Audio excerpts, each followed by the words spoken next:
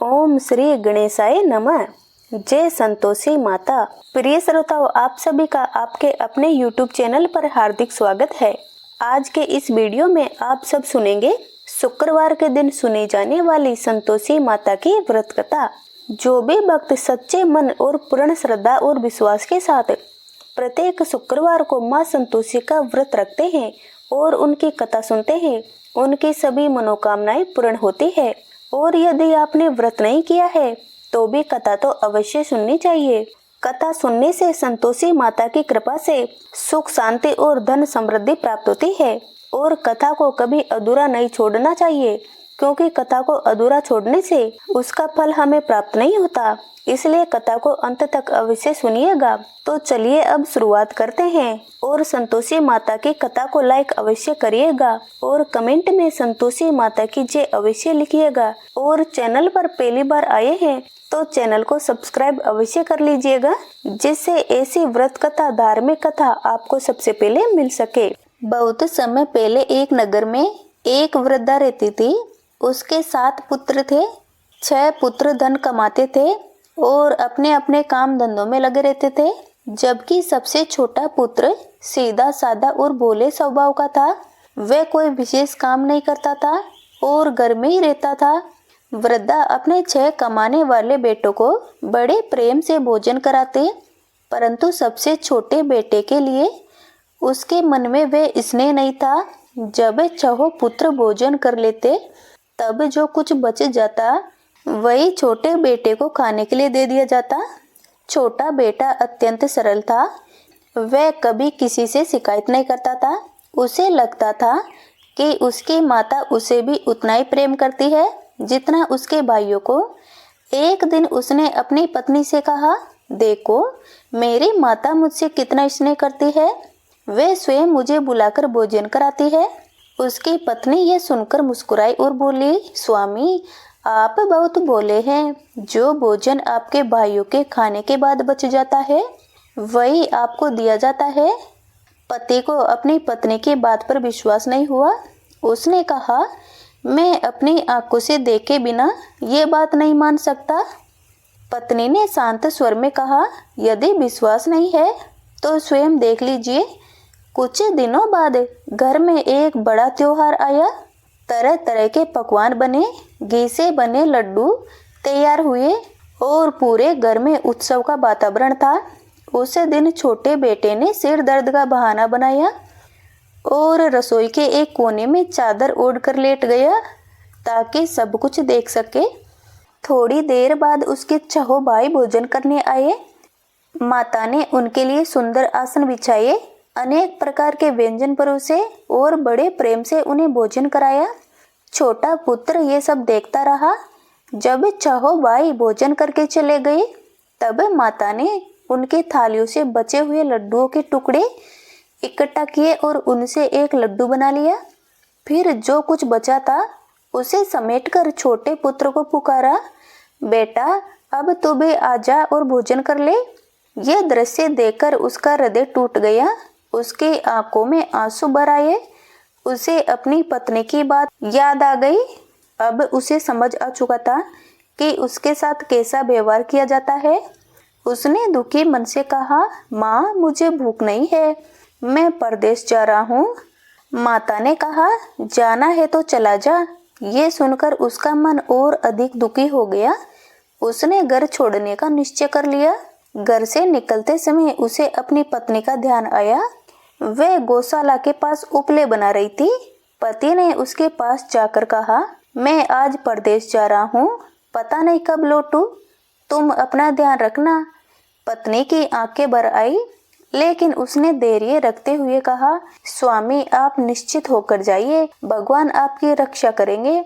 बस मुझे अपनी कोई निशानी दे दीजिए ताकि मैं आपको याद रख सकूं।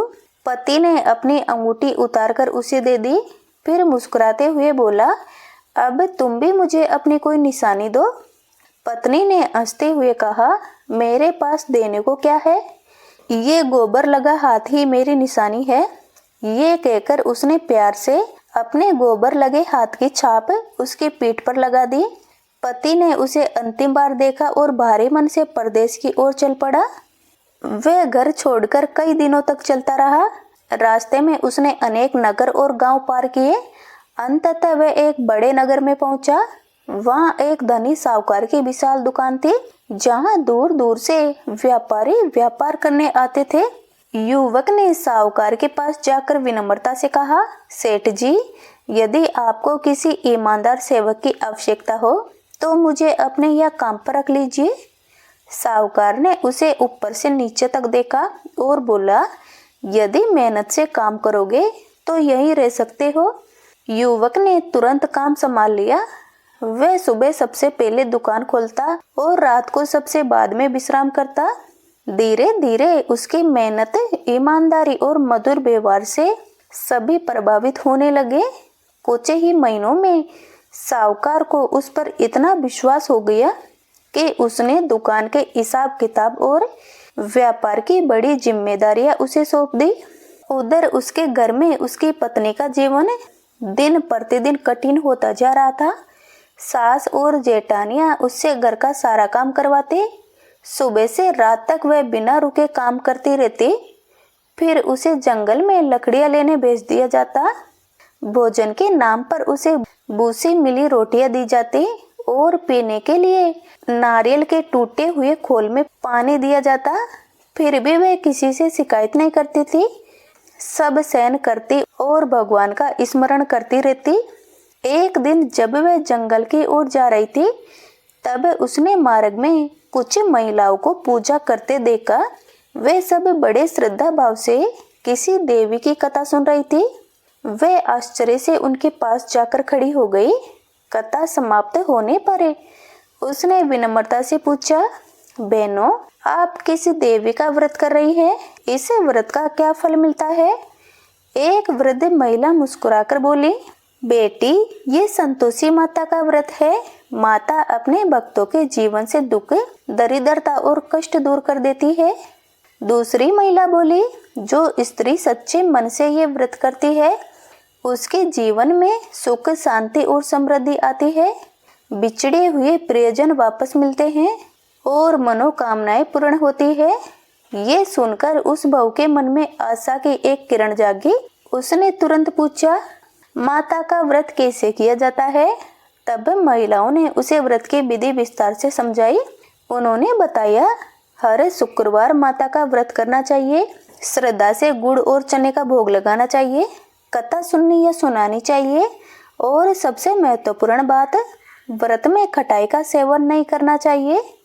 बहू ने उसी क्षण मन ही मन निश्चय कर लिया कि अब वह संतोषी माता का व्रत अवश्य करेगी। उसी दिन उसने लकड़ियों का गट्ठर बेचा और जो थोड़े पैसे मिले उनसे गुड़ और चने खरीद लिए। फिर वह सीधी संतोषी माता के मंदिर पहुंची। मंदिर में प्रवेश करते ही उसकी आंखों से आंसू बहने लगे। वे माता के चरणों में गिरकर बोली, हे माता, मैं अत्यंत दुखी हूँ। मेरे जीवन में कोई सहारा नहीं है। यदि आप सचमुच अपने भक्तों पर कृपा करते हैं तो मेरी भी रक्षा कीजिए। उसकी करुण पुकार सुनकर संतोषी माता को उस पर दया आ गई। उस दिन से उसने पूरे नियम और श्रद्धा के साथ शुक्रवार का व्रत प्रारंभ कर दिया। पहला शुक्रवार बीता, दूसरा शुक्रवार आया और तभी एक घटना घटी। परदेश गए उसके पति का पत्र घर पहुंचा। इतने वर्षों बाद उसका समाचार पाकर बहू की आंखें खुशी से भर आई। तीसरे शुक्रवार तक उसके पति द्वारा भेजे गए धन भी पहुंच गए। अब घर वालों के चेहरे बदलने लगे। जो लोग उसे ताने देते थे वे अब चुप रहने लगे। लेकिन बहू के मन में धन की खुशी नहीं थी। उसे तो केवल अपने पति के दर्शन चाहिए थे।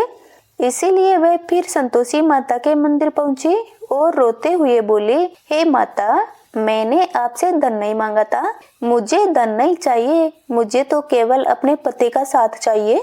उसकी सच्ची भक्ति देखकर माता अत्यंत प्रसन्न हुई।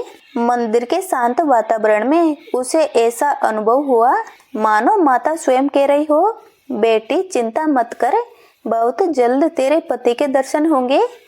ये सुनकर उसका हृदय आनंद से भर गया। लेकिन दूसरी ओर उसका पति अभी भी परदेश में अपने व्यापार में इतना व्यस्त था कि उसे घर लौटने का विचार तक नहीं आ रहा था। संतोषी माता की कृपा से उसका भाग्य चमक चुका था। जिस दुकान में वह नौकर बनकर आया था, उसी दुकान का मुख्य कार्यभार अब उसके हाथों में था। धन, मान, सम्मान और प्रतिष्ठा सब कुछ उसे प्राप्त हो चुका था। लेकिन संसार की यही रीति है कि जब मनुष्य को सुख और वैभव मिल जाता है तो वह कई बार अपने पीछे छूटे लोगों को भूल जाता है। ऐसा ही उस युवक के साथ भी हुआ। उसे अपनी पत्नी का स्मरण बहुत कम आता था। इधर उसकी पत्नी हर शुक्रवार माता का व्रत करती और अपने पति की कुशलता तथा शीघ्र वापसी की प्रार्थना करती। एक दिन संतोषी माता ने सोचा, मेरी ये भक्त बड़ी निष्कपट और सच्चे मन वाली है, इसकी भक्ति व्यर्थ नहीं जानी चाहिए। उसी रात माता संतोषी उस युवक के सपन में प्रकट हुई। सपन में उसने देखा कि एक दिव्य तेजस्वी देवी उसके सामने खड़ी है। माता ने कहा, पुत्र, क्या तू सो रहा है या जाग रहा है? वे बोला, माता, मैं न पूरी तरह सो रहा हूँ और न जाग रहा हूँ, कृपया करके बताइए आप कौन है? माता बोली, मैं संतोषी माता हूँ। क्या तुझे अपने घर की याद है? क्या तुझे अपनी पत्नी की पीड़ा का स्मरण है? युवक बोला, माता, मुझे सब याद है, लेकिन व्यापार के बंधन इतने हैं कि मैं चाहकर भी नहीं जा पा रहा हूँ। माता ने गंभीर स्वर में कहा, तेरी पत्नी अत्यंत कष्ट सह रही है। वे मेरे व्रत कर रही है और तेरी प्रतीक्षा में दिन रात आंसू बहाती है। अब समय आ गया है कि तू अपने घर लौट जाए। युवक बोला, माता, मेरे पास बहुत सारा व्यापार है, हिसाब किताब अधूरा है, मैं अचानक सब छोड़कर कैसे जा सकता हूँ? माता मुस्कुराई और बोली, कल प्रातः स्नान करके मेरा स्मरण करना, घी का दीपक जलाकर मुझे प्रणाम करना और फिर दुकान पर बैठना। बाकी के सब काम मैं स्वयं कर दूंगी। ये कहकर माता अदृश्य हो गई। प्रातःकाल युवक की आंख खुली। उसे सौपन की हर बात स्पष्ट याद थी। उसने स्नान किया, माता का स्मरण किया, दीपक जलाया और दुकान पर जाकर बैठ गया। लेकिन उस दिन जो हुआ वह उसकी कल्पना से भी परे था। सुबह से ही लोग पुराने कर्ज चुकाने आने लगे। जिन जिन व्यापारियों का पैसा वर्षों से अटका हुआ था, वे स्वयं आकर हिसाब निपटाने लगे। दुकान का जमा हुआ माल तेजी से बिकने लगा। दिन भर में इतना व्यापार हुआ जितना सामान्यतः कई महीनों में नहीं होता था। संध्या तक उसकी तिजोरी धन से भर गई। अब उसे माता के चमत्कार पर पूर्ण विश्वास हो गया। उसने तुरंत घर लौटने की तैयारी शुरू कर दी। पत्नी के लिए सुंदर वस्त्र, आभूषण और अनेक उपहार खरीदे। फिर अगले ही दिन अपने नगर की ओर चल पड़ा। उधर उसकी पत्नी हमेशा की तरह जंगल से लकड़ियां लेकर लौट रही थी। रास्ते में वे संतोषी माता के मंदिर पर रुकी और माता के चरणों में बैठकर प्रार्थना करने लगी। तभी उसे दूर मार्ग पर धूल उड़ती दिखाई दी। उसने आश्चर्य से पूछा, हे माता, ये धूल कैसे उड़ रही है? माता बोली, बेटी, तेरा पति लौट रहा है।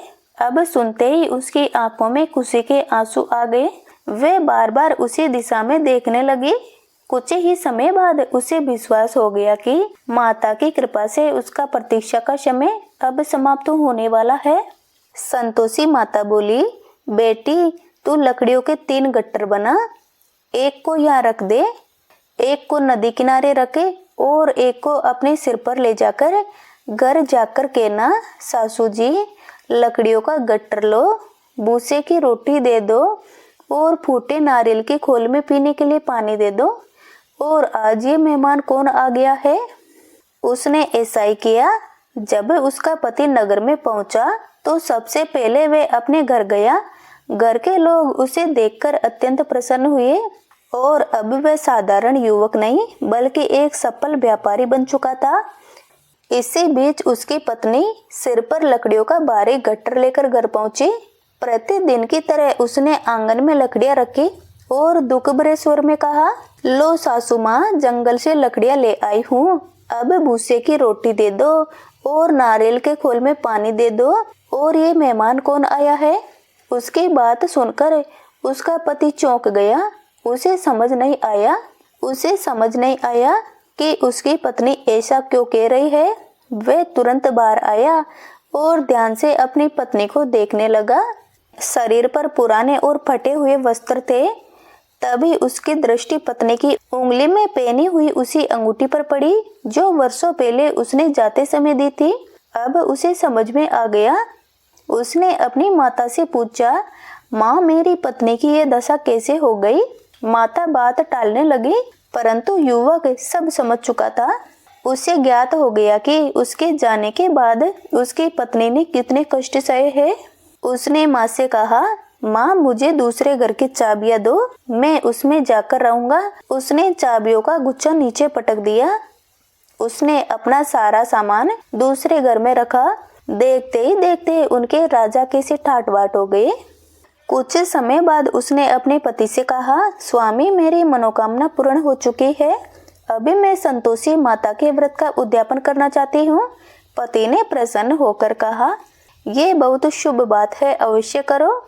वह उद्यापन की तैयारियों में लग गई। बहू ने पूरे श्रद्धा भाव से खीर, पूड़ी, चने का साग और अन्य प्रसाद तैयार किया। फिर वह अपने जेठ के पुत्रों को भोजन के लिए निमंत्रण देने गई। उन्होंने आने की सहमति तो दे दी, लेकिन जेठानी को यह सब अच्छा नहीं लगा। उनके मन में ईर्ष्या उत्पन्न हो गई। उन्होंने अपने लड़कों से कहा, तुम भोजन के बाद खटाई मांगना, जिससे इसका उद्यापन पूरा न होगा। बालक भोजन करने बैठे। बहू बड़े प्रेम से उन्हें भोजन परोसने लगी। सबने पेट भरकर खाया, लेकिन भोजन समाप्त होते ही वे बोले, काकी, अब हमें कुछ खट्टा खाने को दो। बहू ने हाथ जोड़कर कहा, बेटा, आज संतोषी माता का उद्यापन है, आज खटाई नहीं खाई जाती। लेकिन बच्चे बार बार जिद करने लगे। तब भोली बहू ने सोचा कि शायद इन्हें कुछ और चाहिए। उसने उन्हें कुछ पैसे दे दिए। बच्चे तुरंत बाजार गए और उन पैसों से इमली खरीद कर खा ली। बहू को इस बात का बिल्कुल भी ज्ञान नहीं था, लेकिन संतोषी माता के व्रत में खटाई का नियम भंग हो चुका था और राजा के सैनिक उसके पति को पकड़कर ले गए। नगर में चर्चा फैल गई कि व्यापारी ने बहुत धन कमाया है, इसलिए राजकोष का हिसाब लिया जा रहा है। ये समाचार सुनते ही बहू का हृदय कांप उठा। जेठ जेठानी भी ताने मारने लगे। वे कहने लगे, देखा, इतना धन आया था, अब सच्चाई सामने आ गई। बेचारी बहू ये सब सुनकर रोती हुई संतोषी माता के मंदिर पहुंची। माता के चरणों में गिरकर बोली, हे जगदम्बे, ये क्या हो गया? आपने मेरे जीवन में सुख लौटाया था और अब फिर से ये संकट क्यों आ गया? यदि मुझसे कोई भूल हुई है तो मुझे क्षमा कर दीजिए। तभी माता बोली, बेटी, तेरे उद्यापन में नियम भंग हुआ था, इसलिए ये बाधा आई है, लेकिन तू चिंता मत कर। यदि श्रद्धा से पुनः उद्यापन करेगी तो सब मंगल होगा। बहू रोते हुए बोली, माँ, मुझसे भूल अनजाने में हुई थी, अब मैं पूरी सावधानी रखूंगी। माता ने उसे आशीर्वाद दिया। वह घर लौटी और पूरे विश्वास के साथ फिर से शुक्रवार का व्रत करने लगी। कुछ ही समय बाद उसका पति सकुशल घर लौट आया। उसने बताया कि राजा ने केवल व्यापार का हिसाब मांगा था। सब कुछ ठीक होने पर उसे सम्मान सहित वापस भेज दिया गया। ये सुनकर बहू ने संतोषी माता का धन्यवाद किया। अब उसने पुनः उद्यापन का संकल्प लिया। अगले शुक्रवार उसने फिर से खीर, पूड़ी, चने का साग और प्रसाद तैयार किया।